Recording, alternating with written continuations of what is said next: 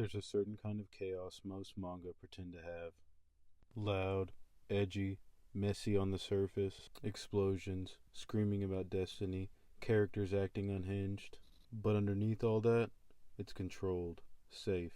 You can feel the author guiding you the entire time.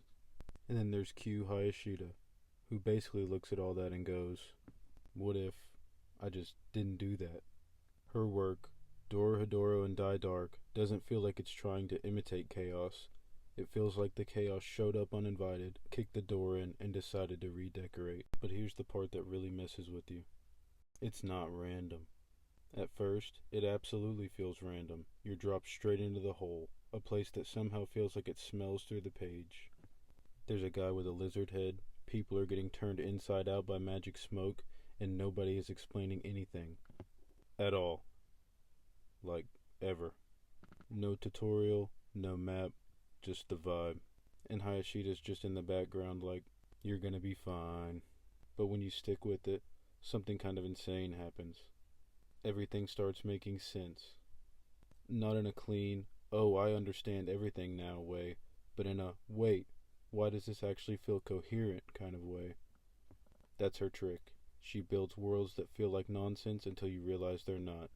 It's controlled chaos disguised as total disorder. Her art is a huge part of that feeling. It's rough, sketchy, almost messy, but very intentionally so. Every panel is packed with detail, but not the polished, shiny kind. It's cluttered, industrial, grimy, like these places have actually been lived in, worn down, and ignored for years. If you could touch the page, you'd probably want to wash your hands after. And the characters fit that world perfectly. They're not clean or idealized. Sometimes they're straight up ugly, but in a way that makes them feel more real, like they actually belong in this environment. It feels like nobody in her stories has slept in 3 days, and somehow that just adds to the authenticity. Then there's the tone, which honestly shouldn't work. One moment it's brutal, genuinely disturbing. The next, someone's arguing about food like it's a slice of life anime. And somehow, it works. Because in Hayashida's world, that's normal. Of course there's a detailed gyoza scene right after a murder. That's just how Tuesday goes in the hole. Back to the characters holding everything together. There are no clean good guys or bad guys. Everyone's morally messy, operating on their own logic. You've got characters doing horrible things, and yet you still understand them. Not because they're justified, but because they feel real within that chaos. She has this crazy ability to make literal murderers feel like coworkers. Like, yeah, they might dismember someone, but they'd probably help you move the next day. Probably. Even the antagonists don't feel distant. They feel approachable in a slightly concerning way. There's also a strong sense that her influences go way beyond typical manga. You can feel elements of horror, punk, and industrial aesthetics all mashed together. It doesn't feel like she's trying to fit into trends or genres. She's just genuinely doing her own thing, completely. That's why her work hits so different for me. It's not just weird, it's confidently weird.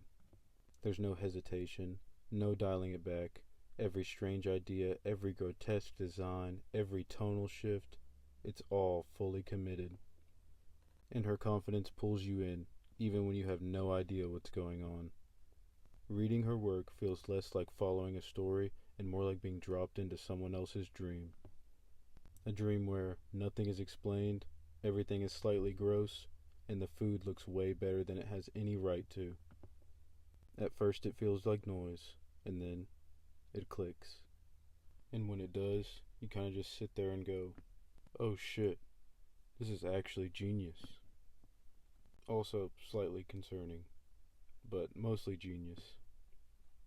To finish this video, read Dorohedoro and Die Dark. Now! 梆子发的听话，笑的感觉越来越好。想我的生活高，的变动越来越好。